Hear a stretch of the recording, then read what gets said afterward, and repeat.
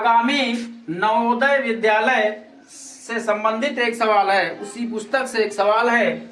यदि 5/8 बराबर 20/p, तब p का मान क्या होगा। जैसे यहाँ पर 5/8 लिखा है, तो यहाँ पर कौन सा अंक आएगा, कौन सा नंबर आएगा आपका। तो ए में लिखा है 23, बी में लिखा है 2, सी में लिखा है 32 और डी में लिखा है 16। और इसका एक ही विकल्प सही है, ये सबको पता है। इसका एक ही विकल्प सही है। तो हम इस तरीके से लगा दें, तुक्के में तो गलत हो सकता है। तो हम क्या करेंगे, इसको हल करेंगे।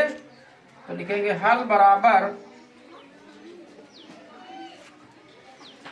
5/8 बराबर 20/p। अब इसकी हम तिर्यक गुणा कर लेंगे, तिरछी गुणा करेंगे।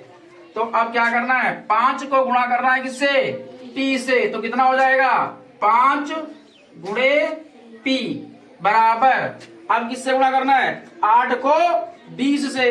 तो चाहे पहले 20 लिख लीजिए, फिर 8 लिख लीजिए, चाहे 8 लिख लीजिए फिर 20 लिख लीजिए। तो हम क्या करेंगे, 20 गुणे 8। समझ आ रहा है। अब क्या करना है, इसको आप इस तरीके से लिख सकते हो, 5p लिख सकते हो।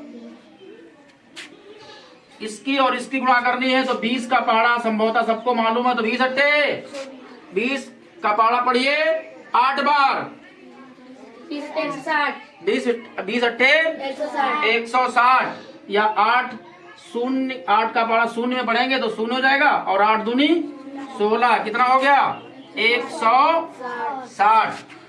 अब p का मान ज्ञात करना है, तो हम p को यहाँ पर छोड़ लेंगे। क्या करेंगे, p को यहाँ पर छोड़ लेंगे। अब लिखेंगे 160 बटे में क्या आ जाएगा, 5। इसका मतलब यह है कि 5 से 160 को भाग करना है। क्या करना है, भाग करना है। तो 160 भाग करना है किससे, 5 से भाग करना है। तो 5 का पहाड़ा पढ़ेंगे और 16 से ज्यादा नहीं करेंगे। 5 का पहाड़ा पढ़ो, 16 से ज्यादा ना हो। तो 5 1 कम 5, 5 दूनी 10, 5 तिया 15, 3 बार पढ़ा 15 आया, 6 में से 5 गया और 1 में से 1 गया, शून्य लिखिए चाहे छोड़ दीजिए, क्योंकि इधर कोई अंक अब है नहीं घटाने के लिए। तो अब अगला हम अंक उतार लेंगे, हमारा शून्य है।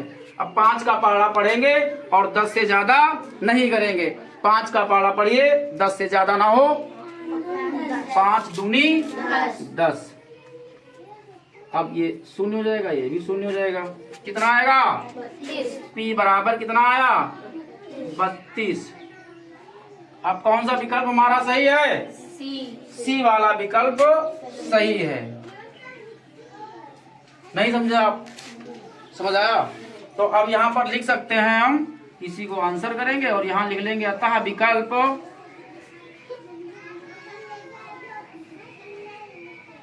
कौन सा सही है, सी 32 सही है। समझ आया, समझ आ गया।